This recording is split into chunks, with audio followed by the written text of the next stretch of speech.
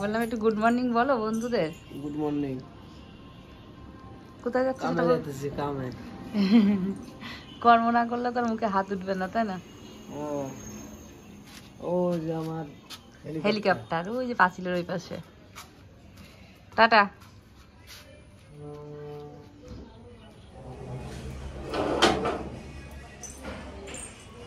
Good morning. চলে গেল। এবার আমি আমার কাজকর্মে হাত দিই, কিচ্ছু কাজ হয়নি। এই দেখো চাটা খাওয়া হয়ে গেছে, এই জন্য কাজে পাঠিয়ে দিলাম। দাঁড়াও, এইখানে আবার আর একটা ফোনে দিদি নাম্বার 1 চলছে। সামনের থেকে কথা বলে ভিডিও দিতে গেলে একটু অসুবিধা হয়। কেন বলো তো? এই বাড়িতে না একটু আওয়াজটা বেশি আসে, কারণ কি রাস্তার পাশে তো গাড়ির আওয়াজটা খুবই আসে। এই জন্য রাতের বেলা একটু ভয়েস দিই, দরজা জানলা আটকিয়ে দিয়ে, বাইরের আওয়াজটা যেন না আসে। তবুও কিন্তু কিছু কিছু সময় চলে আসে। তো দেখো, এই যে সকালের প্রথম কাজ হচ্ছে বিছানা গুছানো। তার আগে কিন্তু তোমাদের দাদাভাইকে চা করে খাইয়ে কাজে পাঠিয়ে দিলাম। সকালে বিছানার থেকেই ওকে জিজ্ঞাসা করেছিলাম, চা খাবা না রুটি খাবা না ভাত খাবা?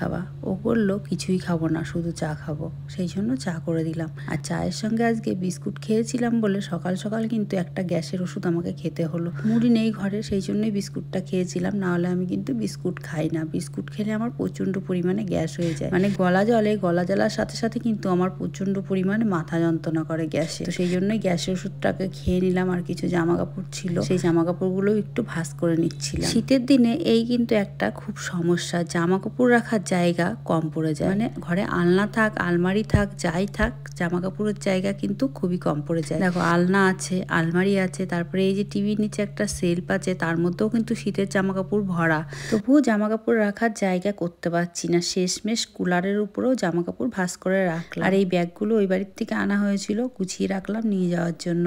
তারপরে চলে আসলাম দেখো বাসন মাজতে। আমার ডান দিকে একটা ঘর দেখা যাচ্ছে, দেখতে পাচ্ছ? আর ওই জায়গাটা আছে ফাঁকা জায়গা, অনেকটা জায়গা আছে। পরে এক সময় তোমাদের দেখাবো আমাদের যে এই বাড়িওয়ালা দাদা, তারই ওই জায়গাটা। আর ওই ঘরটার মধ্যে ওনার একটা গাড়ি আছে, গাড়িটাকে বের করে উনি একটু মুছামুছি করলো, করে আবার তুলে রেখে চলে গেল। ওনার সঙ্গে একটু কথা বলছিলাম, বলতে বলতে কাজ করছিলাম। তারপরে আবার বোনের সঙ্গেও গল্প করছিলাম, করতে করতে বাসনগুলো ধোয়া হয়ে গেল।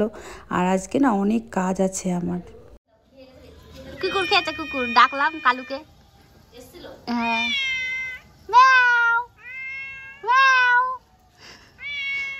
ও খেতে চাচ্ছে।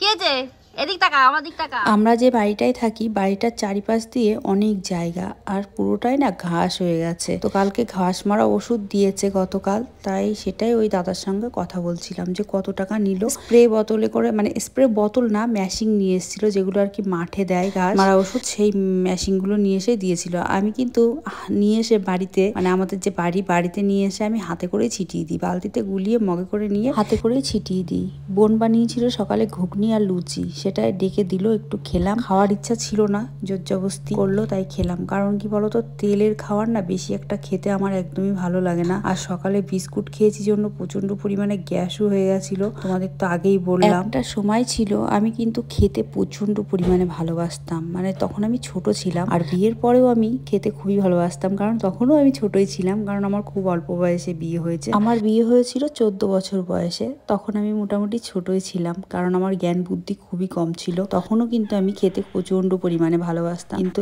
এখন আমার খেতে একদমই ভালো লাগে না।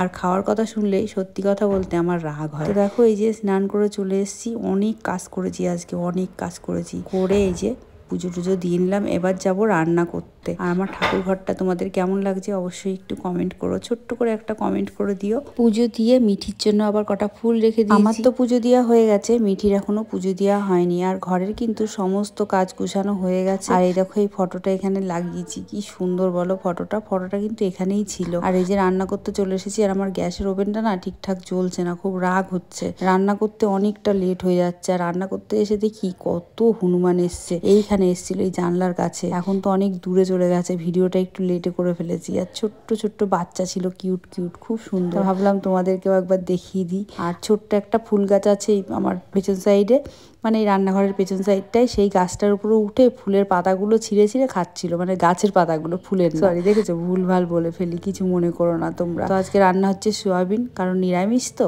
সেই জন্য। আর মাথাটাও আশ্রায়নি, কারণ অনেকটা লেট হয়ে গেছিলাম তো সেই জন্য ভাবলাম আগে রান্না করে নিই, পরে মাথাটা আশ্রাবো। রান্না কমপ্লিট করে এই যে ভাত নিয়ে চলে এসেছি, তোমাদের দাদা ভাইও চলে এসছে, ওর স্নান করাও হয়ে গেছে। এখন আমরা খাওয়া দাওয়া করবো। আজ তরকারিতে না ঝোল বেশি হয়ে গেছে, কেমন হয়েছে খেতে কি জানি। খেতে কেমন হয়েছে খেয়ে দেখবা? তুমি খাও, তোমার ফেভারিট খাবে। আস্তে আস্তে আস্তে আস্তে, ঝোলটা বেশি হয়ে গেছে। কি রান্না করেছি খেয়ে নি, অনেক বেলা হয়ে গেছিলো রান্না করতে করতে, বাড়ির অনেক কাজ করেছি।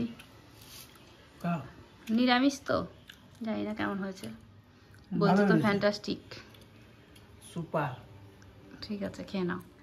এখন বেজে গেছে রাত 10টা।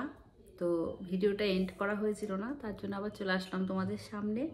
তো আমার এই ভিডিওটা আমি এখানেই এন্ড করছি। তোমরা সবাই খুব খুব ভালো থেকো আর সুস্থ থেকো, নিজের শরীরের খেয়াল রেখো। আর আমার ভিডিওটা তোমাদের যদি এতটুকু ভালো লেগে থাকে, প্লিজ একটা লাইক করে দিও আর কমেন্ট করো। আর যদি তার থেকে একটু বেশি ভালো লেগে থাকে, তাহলে একটা শেয়ার করে দিও। তো আবার দেখা হচ্ছে নতুন একটা ভিডিওর সঙ্গে। টাটা, সবাই খুব ভালো থেকো, সব সময় হাসি খুশি থেকো।